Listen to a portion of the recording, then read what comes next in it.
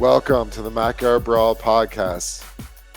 I'm Todd Worley, and joining me today, we've got Memphis Spence, but we've also got some other special guests with a huge MAC championship game tomorrow. We've got Chris Vogt joining us. He covers the Miami Redhawks for the Report Ohio. We've got Cade Hampton, who covers Ball State for the Muncie Star Press. We've got Rachel Lindsay, who covers the Buffalo Bulls for the Buffalo News. And a huge game tomorrow in Detroit. Miami squaring off against the OU Bobcats in a rematch of a game previously played this season, and we're going to dive right into it. Chris, let's get right to it. Talk to us about the matchup from Miami's perspective tomorrow. Kind of what each other brings to the table. Miami took care of business at home against Ohio, so it looks like Ohio is going to have to adjust more than Miami will, but it'll be neat to see both teams square off again for the second time this season.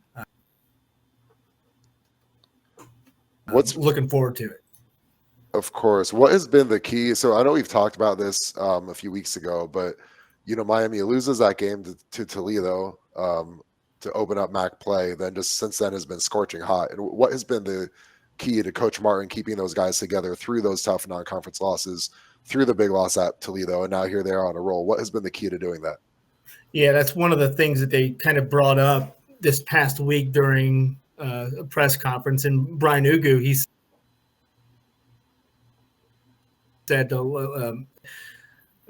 we pulled aside and said, hey, what do we want to be known for? What do we want to kind of make our legacy known throughout the rest of the season? And I guess that talk kind of put a little fire under them, and then that's when they ended up railing off 7 straight. But it's understanding who you are as a team. Yeah, Coach Martin will say that those first 3 games against Power 4 teams were losses, but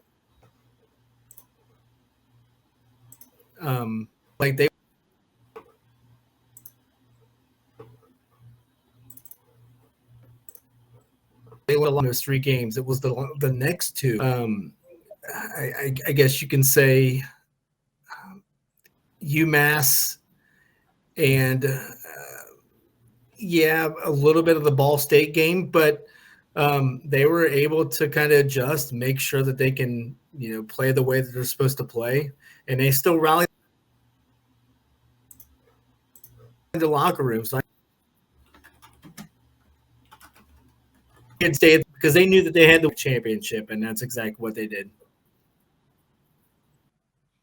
They did. I remember you and I were in the post-game press conference after the loss to Cincinnati, and Coach Martin was saying, his biggest challenge right now is keeping these guys, keeping their heads up and keeping them believing and staying positive because, coming out, winning the MAC championship last year, coming into this season, everyone had the huge expectations, and justifiably so. And so then the season starts in a way they didn't want it to, and then what he's been able to do to me is just a masterful job of coaching to keep you have a good team, but things don't go well early, but you keep them together, then things start to click, and that's where they are now. But so now, like, one big challenge from my standpoint is, okay, so you beat OU convincingly. Miami's been on a roll. They beat OU convincingly.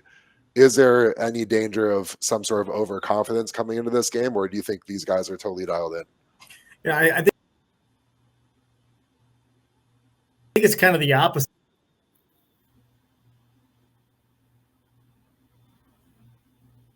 Come in, but this is a big game for them. They haven't won a MAC title in over 50 years, so I think you got to look at it from that standpoint. Miami's already been there. They preached at the beginning of the season. They let it out. Coaches let it out. The players were They were talking about it. It's hard to win a championship twice in a row, and Miami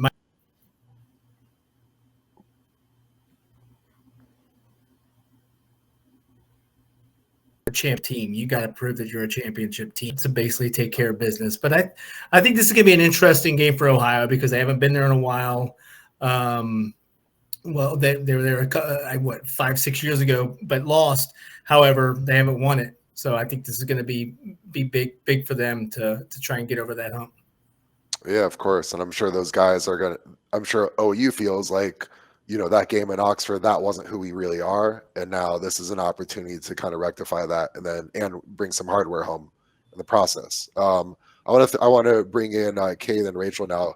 Both Ball State play Miami and OU, and Buffalo play the OU, but not Miami.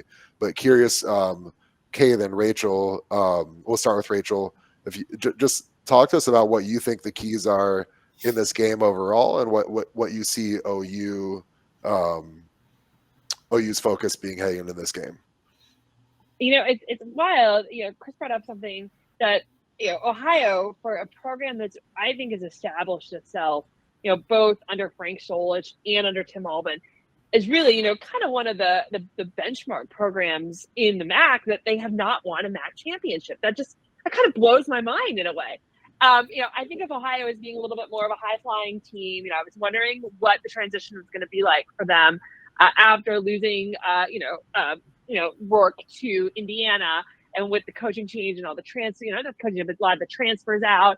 Over team, I was wondering how Parker Navarro was going to do at quarterback. They lost a couple other guys to transfers, but when I watched Ohio play Buffalo earlier this season, and granted, Ohio has had Buffalo's number for about 15 years down at Peden Stadium. I was just impressed with how consistent and how daring and how not afraid that offense was to take chances and to really exploit Buffalo, which is an otherwise pretty good defense. Their pass defense was suspect a little bit this season, but that's just mind-blowing. And I think if they continue that offensive consistency as well, I think Ohio's got a lot to do. Now here, Miami, I always think of Miami as being one of the better defensive teams in the in the conference as well too. And I think about Chuck Martin, one of the longer established coaches in the MAC. I also think I'm like he's really established a standard much like Ohio has with Tim Albin and Frank Solich. And Miami's another team. I think a lot of people pick them just because they were the champion last year, but people didn't realize Miami lost a lot from last year's team, including their starting quarterback. But they had a couple of their strong defensive pieces come back as well too. I didn't get a chance to see them play this season against Buffalo, but what impressed me was that you just saw them win these consistently low-scoring, tight games where they were able to find ways to gut it out, for lack of a better term. I'm really impressed with the job that Chuck Martin's done to get this team back to the championship game.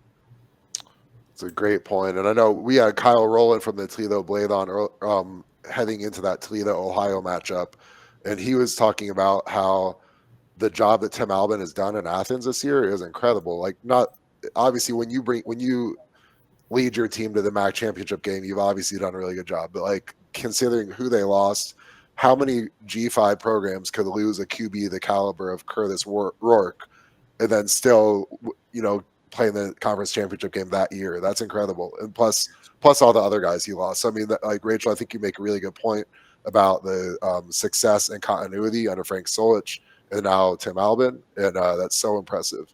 And Cade, Ball State obviously played OU more recently, but also played Miami shortly before that. What were your impressions of these two programs when Ball State played them? Yeah, I mean, starting with Miami, because that's who, just Ball State played first. They played Ball State. Obviously, it was the first action game of their season, and then they played, before Coach New was fired at midseason. So that was a much closer game, honestly, than I anticipated it being. I kind of thought Miami was going to come in and beat Ball State by a little bit more than they did. I think Miami was probably the best team in the MAC that Ball State had played up to that point. And, they had some pretty disappointing losses early on to the, Central and Western Michigan. So, but yeah, I mean, in that game, Miami was the Justin Bowick breakout game. I know Miami going in, I know they had a really good pass defense, but Justin Bowick for Ball State, who has, since entered the portal in the past couple of days, but he got on the field. It was his first time seeing really extended action in any game this season, and he just absolutely scorched their secondary. He was all over them. It was a very rainy game. It was one late in the game in the fourth quarter. It was just really coming down. But Ball State, pretty curiously went very pass heavy in that game. And, to the credit of the, coaches and Caden Samanza, it worked very well. which, I wouldn't have expected given the conditions and, Miami's pass defense. But, they kept it close. They were right there. They had a 2-minute drill at the end to win it and just, couldn't get it done. But as far as Ohio, they played Ball State at a very different point in the Cardinals season. They had, just gotten throttled by Bowling Green the week before at home on Senior Day and, knew had been fired by that point already. So they still went in there. They played hard. They played with pride, but Ohio was clearly the better team. They, got out to that very fast start. Navarro looked a lot better throwing the ball than I expected him to after doing my, looking into the team and how they, operate. And then Coleman Owen is just a stud. I mean, the separation he got, I know Ball State's secondary has been a big weakness this year, but he was really impressive. I know he was kind of questionable going into that game, but he, 1,000-yard receiver, and they've got, 2 guys who are almost 1,000-yard rushers. So it'll be interesting to see. I think if Miami's run defense can play the way that they did against Ball State and force Ohio to throw the ball more, then they can take advantage of that. I know they got a lot of interceptions when they played earlier this season. So if they can, just win the turnover battle again, I think the Redhawks will take this one. Great points all around. And while we're at it, Chris, go back to you, Chris. What do you think are the biggest keys on the field for Miami to come away with a W tomorrow?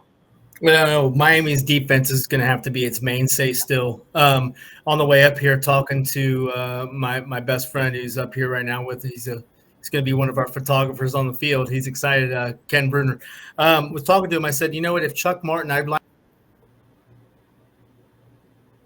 to see Chuck lead.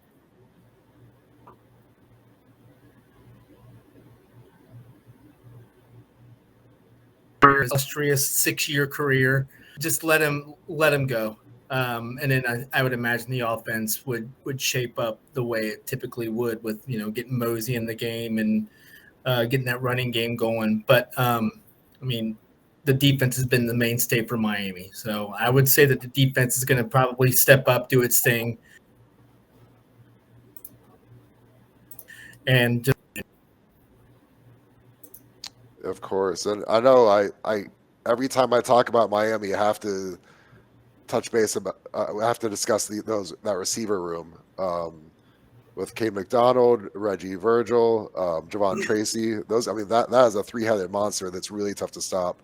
And so I know Cade mentioned Coleman Owen, who's had a huge year for OU. Amazing addition to the transfer portal by those guys. But then the receiver room that Miami has is incredible. And so do you think, I know the defense is going to be the key to the game, but if you had to pick one guy offensively for Miami that might be a kind of a key player tomorrow to carry them to a victory, who do you think it might be? I think it's got to be Cade McDonald. Cade, he was out 2 games ago with an injury and came back last week against Bowling Green, and he was a difference maker. Difference maker in 8 catches, 80 yards, and the attention away from Virgil into receivers. So if you're OU, I'd look out for Cade McDonald, because that was the guy that Brett looked to at the beginning of the season, not knowing what he had, not knowing what was going to happen with the receiving core after losing Gage Larvadain. So I would imagine that McDonald would be the guy. Mark my word. Hey, Cade McDonald, player of the game tomorrow. Okay, that makes sense, because he was having huge games right at the very beginning of the season, and then it did take a little bit of time to get Virgil and Tracy going also, and that's a really good point by you. That's interesting. Okay. So from I'm taking it down. I'm making sure that we're writing down that Chris says he's going to be the player of the game. So we're going to see what happens. Put it down. I'll go 7 catches, 102 yards with a touchdown. Be in good shape. Okay. But I still think it's going to be Virgil, but hey. Rachel and Cade made really good points. This OU offense is so hard to stop, though, man. And I know this is strength on strength with the Miami defense. I think one thing that's going to be huge, you can't let Coleman Owen have a huge day and those running backs. And so I think guys like Brian Ugu, guys like Ty Wise, have to have a huge game tomorrow. I think Silas Walters, I think he's a really good player. Love that dude. Guys like that have to make a major impact both against the run and the pass. And I think those are three names, and Matt Salopek, obviously. Those are some names of some guys that I think are really key for the Red Hawks on defense tomorrow to slow down this OU offense, because they're tough to stop. Yeah, if Matt Salopek is quick on his feet, he's your traditional bruiser linebacker. May not be as quick as most linebackers are, but I tell you what makes up for his speed is his ability to read defenses or offenses really well. So I think Parker Navarro, he won't be able to scramble as much as a lot of people think.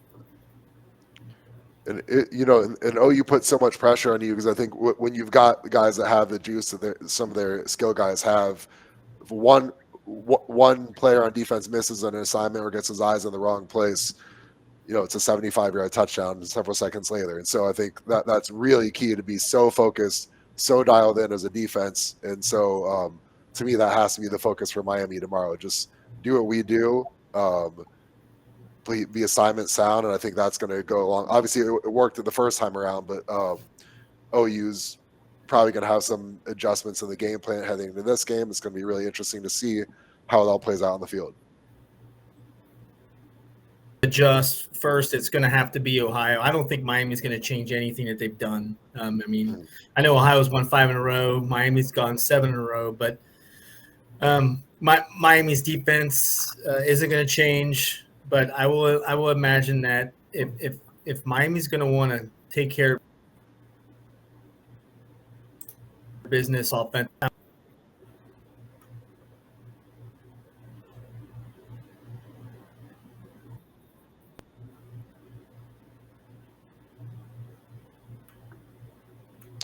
Yeah, I mean, we lost you a little bit with the audio there, but I think you're saying, put the ball in Brett Gabbert's hands and let him win this game for you. And I think that, if you're the QB, you live for these moments. There are 12 starting QBs in the MAC. The other 10 would love to be playing tomorrow. And then, but Navarro and Gabbert are the ones that get to do it. And so I think these are the moments you live for as a college QB, and you have to think that's exactly what Brett Gabbert wants. I'm sure that's what he wants. I 100% agree with you on both sides, both Parker and Brett.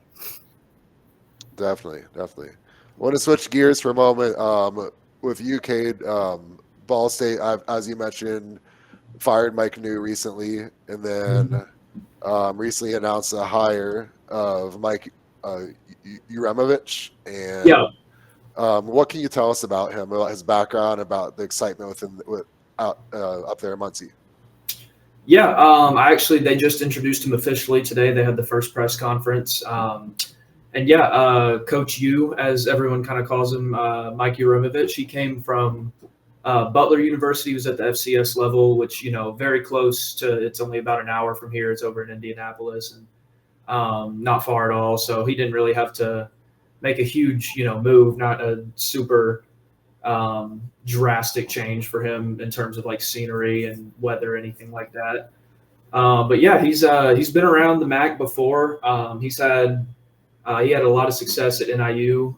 He was the offensive coordinator there for 3 years, and they won a MAC championship with him. Kenny Galladay, his year there was under Uremovich as the offensive coordinator. So he knows how to get the best out of his players. He knows how to get the ball into his best players' hands.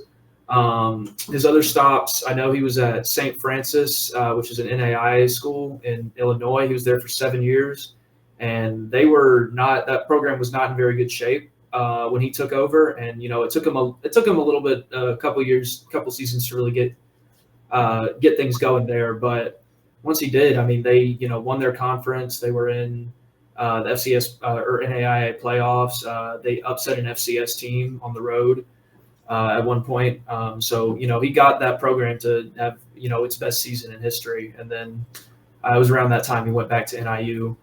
And then at Butler, that program was also, they had won, I think, 6 total games in the 3 seasons before hiring him. And then his first year there, they won 7 games. So just an immediate turnaround. He retooled the roster very quickly. I think he got 40-something new recruits in his first season at Butler. So, and it's looking like he's going to have to, do a similar sort of roster rebuild here at Ball State with how many transfer portal entries they've had just this week. But also, they had a couple of big guys, Taron Tayo at offensive tackle, Kyle Kelly. I think both of those guys announced before the season was over that they were transferring. And then today, Tanner Koziol announcing that he is going, or I don't think he's officially announced it yet, but On3 reported it, and then Cam Pickett as well is going into the portal. So they've, their top 3 receivers are all gone, and then Vaughn Pemberton, backup running back, was in the portal as well, and Braden Sloan out of eligibility. So they are losing a lot of production. It's going to be definitely a challenging first year, I think, if they can't retain at least 1 or 2 of those guys. It wouldn't surprise me necessarily to see some of those guys come back, but with a new coach coming in, you really can't blame any of them for it. That was something that he kind of said today. He was like, he understands that he's new, and normally he wouldn't say this, but it makes sense for those guys to kind of look and see what's out there. And then, but he said, normally if someone, enters the transfer portal from his team, he is taking that as a sign that you don't want to play for us. And he's just, he's going to let you go. So, he's tough. He's confident. He's been around the Midwest for a long time, pretty much his entire career. He's coached high school in Indiana and Illinois. He's coached at the college level in Indiana and Illinois. He's rebuilt programs at different levels, NAIA to FCS, and now he's going to try and do it in the MAC and FBS with Ball State. Yeah, and correct me if I'm wrong. I thought I saw that he released the entire assistant coaching staff too, as well, right? And so we have not heard a lot of detail regarding the staff moves. Okay. Because that's kind of up in the air, and he's, the athletic director, everybody, coach. We asked about it today, obviously, at the press conference, and he's talked about working on putting a staff together. One thing he did mention is that it might take a little bit of time because some guys are actually coaching tomorrow that he's looking for. Some of the candidates he's interviewing are coaching tomorrow in conference championship games. So it'll be interesting to see, who he brings in, what if he goes for a full staff rebuild, who he retains. I know he has some connections on the staff. The interim head coach, Colin Johnson, actually played football at the same high school as Coach U. And then Coach Uremovich and Jeff Knowles, he was the defensive coordinator. They've been friends, like childhood friends, I think, since 5th grade. They went to high school at Providence Catholic together, won a state championship. And they've been together on a lot of the staffs, a lot of their coaching stops throughout their careers. They have been together a lot of the time. I think they were together. Knowles was actually the defensive coordinator at NIU when Uremovich was the offensive coordinator there. Okay. And he also was with him at NC State. He was with him at St. Francis. He was his defensive coordinator just last season at Butler before taking the Ball State job this year. So some connection, he wouldn't confirm or really comment on Knowles staying. To be honest, I have not really heard of anything regarding staff moves. It will be, I would say, probably within a week or so. We'll kind of know who he's brought in. Gotcha. I thought I'd seen that online reported. I didn't just make that up, but it wasn't an official announcement from anybody. And I think they haven't officially announced anything yet, but I'm sure it'll be soon. From what I've heard, it shouldn't be too long to after the conference championships. I would imagine.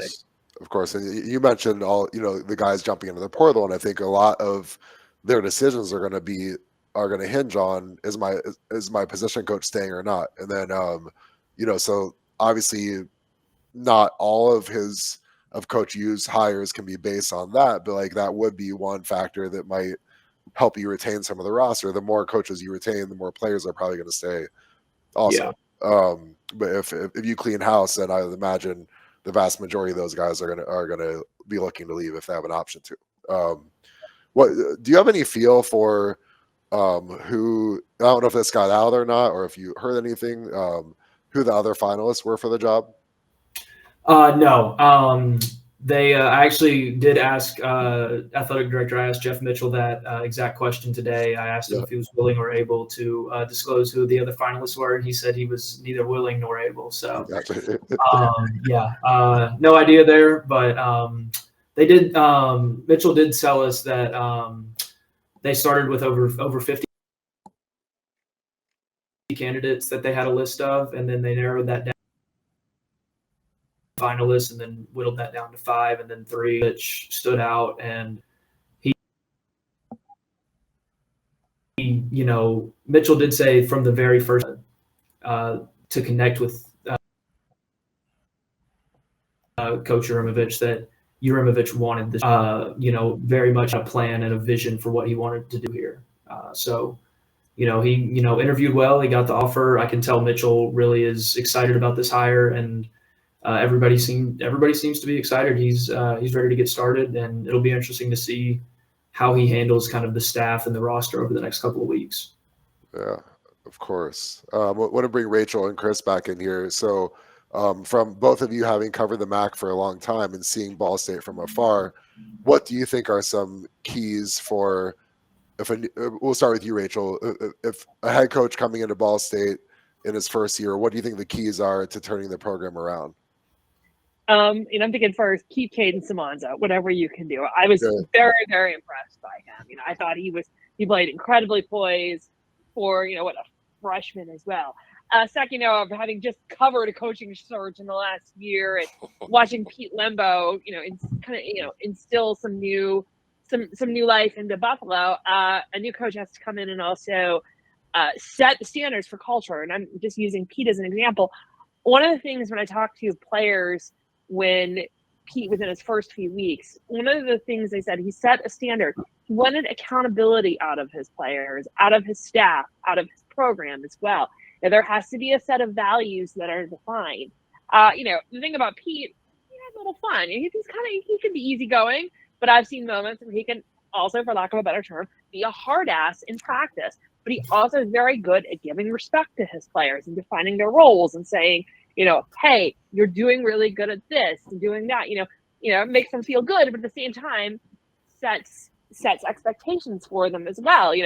And also build a rapport with your coaching staff, with your players. Pete, one of the things he does, Pete's a big pop culture guy. So he gives his players and coaches nicknames based on these pop culture references. Like one day I was at practice and he started making a Dallas 2-shot JR reference. I don't know, maybe I'm one of them. You're old enough to understand. Oh no, you're not. No, you're not. I laughed. And he found a way. He found a way to build a rapport. Another thing I think a new Ball State will have to do: get out in the community, promote your program. I mean, we all know this. The MAC isn't the Big Ten. I mean, the MAC's basically kind of in the shadow of Indiana, in there. But go out, go to the local high schools, meet with the coaches. That's your immediate recruiting ground as well, too.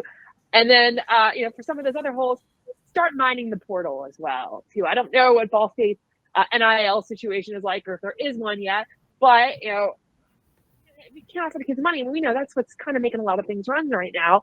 They've got the opportunity to play. They've got the opportunity to build a program and establish it kind of, in the new coach's goal. So there is a blueprint there, but that's when I think coaches can take their chances and, kind of craft their own idea of it as well. But yeah, back to basics, establish values in the program immediately, treat players with respect and coaches with respect, but set expectations. Get out in the community as well, too. I'll bet Cade might be able to answer this. I'm betting Ball State is the biggest employer in that area too.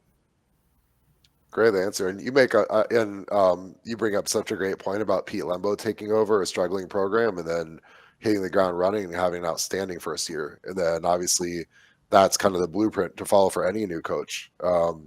Chris, the Redhawks play Ball State just about every year, I believe, at least in recent history. What has been your impression? What do you call it, following up on what we were discussing with Rachel? What do you think the keys are to coach you having success in Muncie?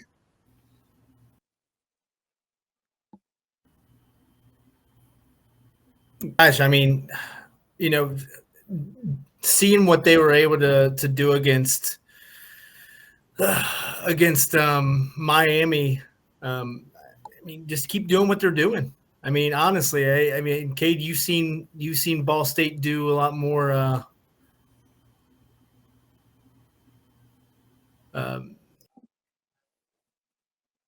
But unfortunately, I wasn't of transportation, getting up there, and other things going on. But just keep doing what you're doing. I mean, you're right, Rachel. This is the MAC, and anything can happen with that. So, oh yeah. I think that program is so interesting to me. The timing, like I obviously this is why they're under the bridge now. I thought it made sense to give Mike Newt one more year. I think yes, the record wasn't what they wanted it to be, but there were so many close games. There was so much progress. There were young players. They're ascending, and you just had the indoor facility open up, I think 3 years ago, and so I think that was going to start to pay some dividends in recruiting. So I thought like it made sense to give him one more year on one hand. On the other hand, but now we've got new staff on board, and so this is a great opportunity for them. For anyone to take over at Ball State, this is a perfect time.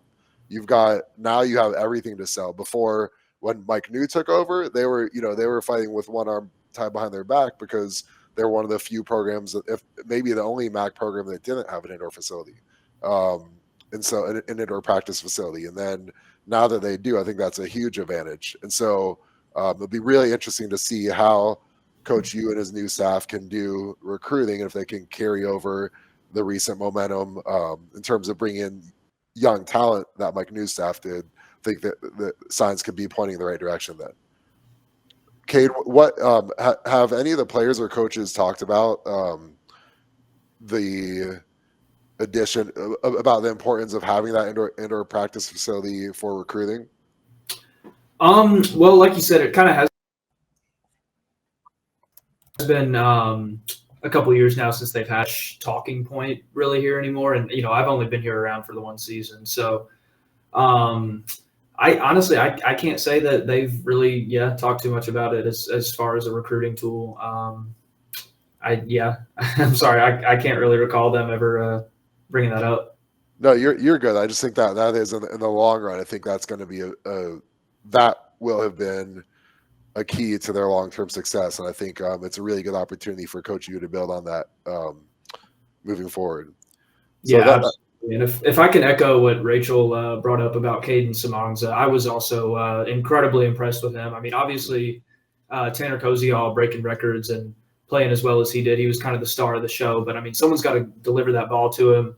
And, the way Samanza, just carries himself on and off the field, the chemistry he was able to develop with so many different receivers this year. They dealt with so many injuries in the receiving core, with Justin Bowick being out for most of the season, Ty Robinson getting, coming back from an injury and then almost immediately getting injured in the very first game he got injured, missed a couple games, and then it was like 2 games after he came back, he was injured again.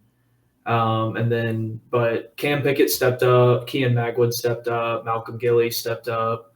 They had a lot of guys, that were just kind of exchanging roles that year. And the whole time, the one constant was Samanza was getting the ball out. I mean, the offense really never faltered until the end of the season. And that was, post-new. So it was very.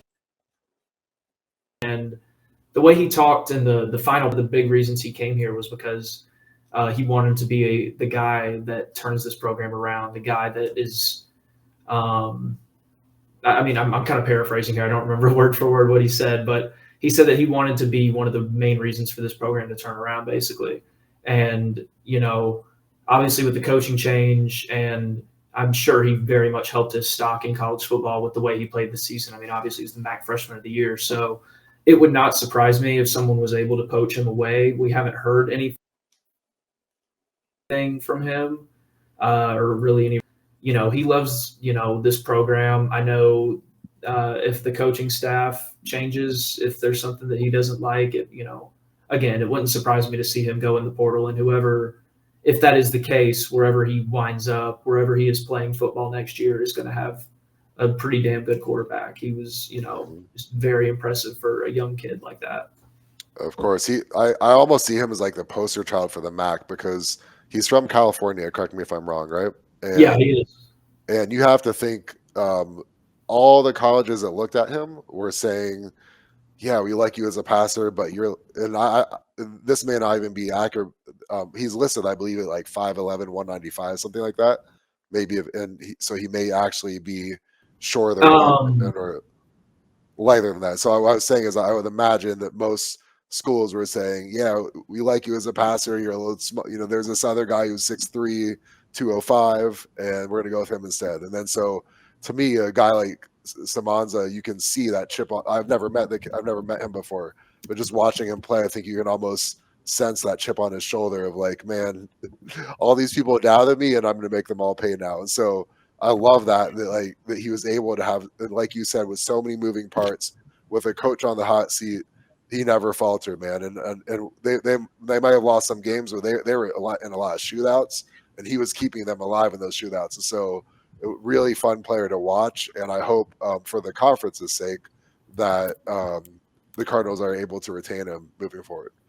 Yeah, and if I can kind of echo that on some of those shootouts, I mean, the way he operates a 2-minute drill is so impressive to have that, in those situations where you need a touchdown. I'm probably taking this kid over any quarterback in the MAC.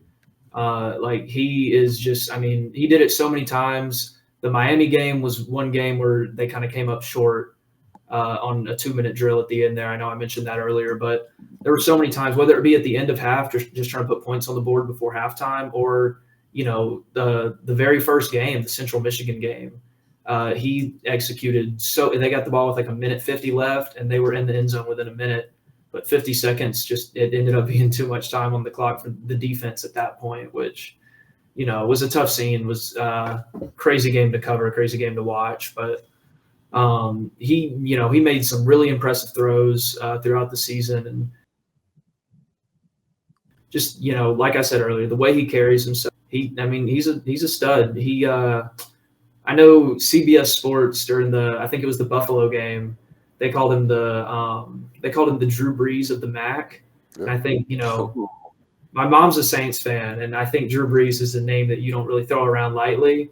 So I thought that might have been a little too much, but also, talking to Tanner Cozy all this season, he played in high school with J.J. McCarthy, actually. And so he compared Samanza to J.J. McCarthy. They kind of have a similar, swagger to them. They're, both not really the biggest guy, but they make the quick throws. They throw with anticipation. They throw their guys open. So and they just have that kind of confidence and swagger to them. So it's, I thought that was a much better comparison that I heard this season.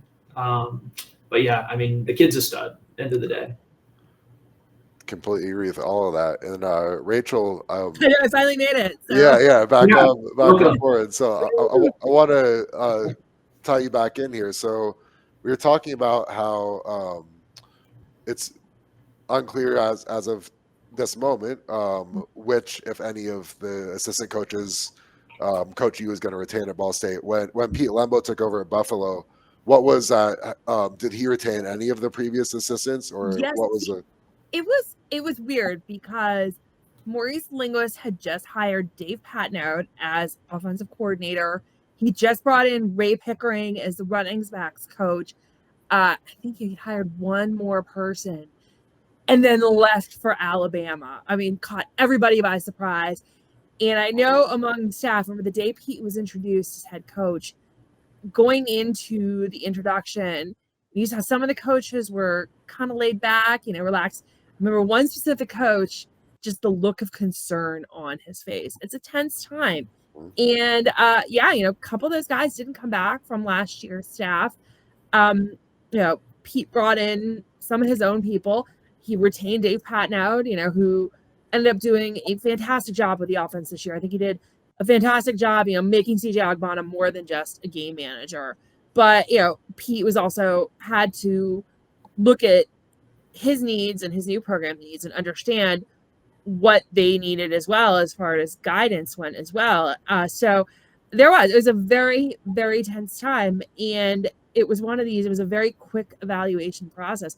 and it's and even now it's still fluid. I mean, the special teams coordinator Tyler Hancock, who was brought in January, is no longer with the program. So Pete says they're going special teams by committee right now and not going to pick a new coach until after the bowl game as well too. So, but it's also time where, as you know, in college football, we're seeing a lot of transition, a lot of turnover, a lot of staff changes as well. I even joked to someone the other day, I'm like, God, is Tim Albin going to be at Ohio after the MAC championship? We don't know. So, I mean, Pete was very deliberate, but very diligent as well, and was, very smart in piecing together who goes well and in making and in retaining a lot of, about 3 or 4 of those coaches as well.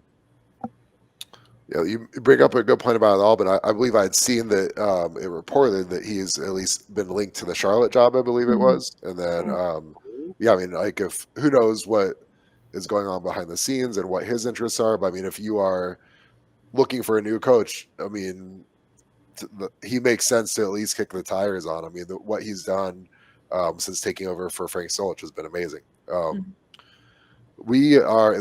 This has been awesome, guys. So glad we had you both on, and Chris earlier.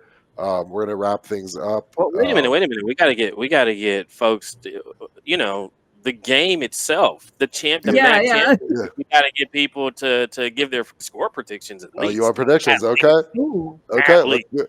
I like that. Why not put people on the spot? I like that. Yeah. It's the end of the year, right. Everybody's been following this conference forever. We did already get Chris's prediction for the player of the game. For we did. We'll be on the lookout for those. What was it? 7 catches, 105 and a touch. Yeah, that's what he said. Cade, what do you got? Who's going to win this? Oh man, I mean, I feel like the way Ohio's defense has been playing, I know we kind of talked about their offense and Miami's defense a lot. I feel like we didn't really touch on Ohio's defense.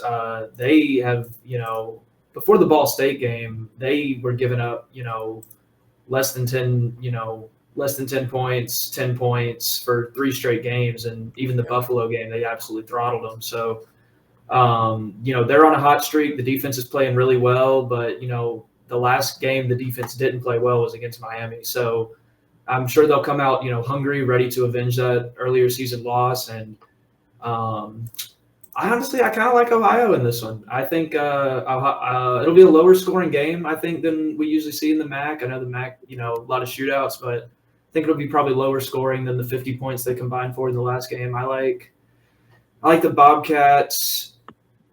Let me say close game, 23-21. Okay. Rachel? Okay, I agree. I think it's going to be a close game. I'm going to go the other way. I'm going to go Miami. I have just been so impressed by Miami's defense over the last 2 seasons. You've got Ugu on the front line. You've got Matt Salopek. You've got these 2 great guys in secondary, Silas Walter, and I'm going to butcher his name, Rayon Strader. I'm probably pronouncing it wrong. They've combined for 20 pass breakups or passes defended. It's really impressive for them as well, too. Ohio's defense, they're almost a no-name defense outside of Bradley Weaver, who's one of the sack leaders in the MAC. But, I like that range that Kate has as well. I'm thinking 24-21 Miami. Miami's not a high-scoring team. Their defense really sets the tone. As the defense goes, so do the Redhawks. And I want to see Brett Gabbert, go out in his 12th year with a win as well. Why not? It's like a running joke. I even said to him, I said when I saw him at the MAC Media Day earlier this year, I even said, "So what is your 11th year at Miami? I feel like I've covered you since I got here." So I'm gonna go 24-21 Miami. 24-21 Miami. Okay. Todd, you want to go or you want me to go? Ooh, it's hard, man. So they already played once. Miami beat them handily. And what was surprising for me going into that game is I thought Miami could win, but I thought it was going to be a really close game either way. And I was really surprised to see Miami distance themselves like that in that game. So then both of these teams are on a roll. I mean, you love the fact that Miami just went up to BG with everything on the line and they got a big win, played really well in doing so. But then OU went up to Toledo in a monster game a few weeks back and beat them handily. So I do think it's going to be close either way. If I had, oh man, this is hard. This is a hard one. I'd probably give. I think I think Miami has a little bit more depth in terms of playmakers, which may make the difference at the end. And they've got a kicker that's made some huge kicks earlier in the season with games on the line. So I'm thinking it's a close game. If I have to give an edge, I'm going to say Miami wins a close game, something like 19-17, somewhere in that range of what you guys were saying. But I mean, these are two really good teams that have earned it. They both deserve to be here, and it should be a heck of a matchup tomorrow. I love the shout out to the special teams. Yeah. Oh yeah. The special teams is going to definitely be all over this one, guys. I'm going Ohio. I think Tim Alvin. I think what happened in what we saw last game, where it was 30-20. I think Miami played their hand. I think Ohio knows exactly what they're going to do and exactly how to stop it now. And that defense is playing really good. Over the last 7 games, 6 of those 7 games, the winning team had to score 30. I think this is going to be a higher scoring game just because this is going to be at Ford Field, right? It's a dome, right? It's going to be inside. It's going to be, if it was outside, I'd go low. I think this is going to be inside. I think it's going to be another higher scoring game. I'm going to say 33-27 Ohio. I think Tim Allen actually figures out, I think he got he's probably been, if he's anything like me, and I know he is, he was sitting there watching film this entire time like, this didn't happen again. If we see this team again this year, it's not happening. And I think and he has the pieces to do it also. No name defense, you're right, Rachel. And but they're so efficient. And they hardly get there. They don't get called for a lot of penalties either. So, and I think that may be the key. It's going to be special teams and discipline, but I think that gets Tim a ring in Detroit. There's such a key element of this game is like, does Miami have so much confidence from that last game? Does that carry them to the win, or does OU have that revenge factor in mind? And so both of those two factors at play in this game, or maybe neither one of them. It's just whoever is going to play the best tomorrow. But it's going to be fun though. But it's if you go back to the last 8 games, you're 4-4, right? So it's like, these are always close. These are always, this is a huge rivalry. But I just think that this time, just because they played already this year, I think Tim's the kind of guy that you just sit there with the film all the time, and he's going to figure out exactly how to pull this out, probably late. And since it's in the dome, I think it's going to be a little bit higher scoring game. That's my could be. Guys, this has been fun. We've had an amazing season of bringing different perspectives from around the conference. This is an amazing conference, and to have you two on a regular basis and all of our other writers, we're so blessed to have been able to do this. And thank you too for joining us. This has been awesome. No, thank you for giving us the platform as well too. I really appreciate it. I want to thank both of you all and all of the writers that we had on this year. You guys are fantastic. When we were starting out this show, we were like, well, let's go out and get some of our colleagues or whatnot. Let's pick out of this basket of FWAA writers, and let's go see who we can find. And I was overjoyed. I was like, Rachel's going to come on. She's a national voter like I am. Let's get her on, the Queen of Buffalo. Absolutely, it's fantastic. And like I was telling you earlier, Cade, you came out of the box shooting, and I was like, what, man? There's some real talent coming up now, and I love it. I love to see it. I've been doing this 20 some odd years, and I'm like, man, I love to see young talent just come out and just start, knows their stuff. I've been following the program just a little bit. But at the end of the year, you sound like you've been following this program for like 5 years, But I appreciate the kind words. Thank you so much. And I have had a great time coming on here this year. I appreciate you guys, giving me the platform for, getting my name out there, things like that. I just started here, and so the more people who are reading my stuff, keeping up with Ball State, the better I'm doing. So. I appreciate you guys. I've had a great time, and I'm excited for a good game tomorrow. Although I also, I cover high school sports for my beat too. So I've got 2 basketball games I'm going to be at tomorrow. I probably won't be able to watch it, but I'll keep up. We'll see what's going on. And it should be a great game. For sure. Cool. So on behalf of Memphis Spence, thank you guys for joining us. Thank our viewers for watching. And we are just grateful to be able to bring this to you guys. Guys, this has been another episode of the Yard Brawl. We love you. We thank you all for watching and watching the live show. If you have any questions, you know how to reach us, Yard Brawl. Shout out Kate and Rachel, since you guys are still here. Shout out your handles. People might want to follow you. Okay, I'll go first. You can find me on Twitter at Rachel M. Lindsay. Blue Sky, I guess, is the new thing as well. You can find me on there, RM Lindsay. Threads, RM Lindsay. You can find all of my work on buffalonews.com as well, too. Okay. All right, and then I'm the same way. I got the same handle on everything. It's right here on the screen. If you can see it, it's CadeHamp10 with the number 10 instead of the TON. And then, you can read. I'm in the Star Press. You can read me in the sports section. Keep up with the high school sports I cover as well.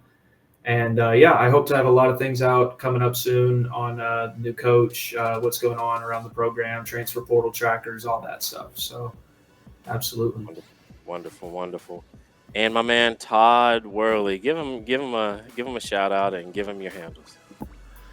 Yeah, I'm not too active on social, but just love interacting with everyone on here. And you can so me individually, I'm not active on socials, but we are as a show at Yard Brawl on X, and you can reach us there and follow us, send us DMs. We will respond. And again, just had so much fun in interacting with the writers, with you, Spence, with all the fans on social media and the ones who have watched. This has been a really fun season. It has. Folks, this has been a fantastic show. My man, by the way, Todd Worley is the #1 scout in the MAC. Don't let anybody tell you anything crazy. All that said, happy holidays, folks, to you and yours. We will see you all next season for another episode of the Yard Brawl. Take care, folks. Adios. Adios.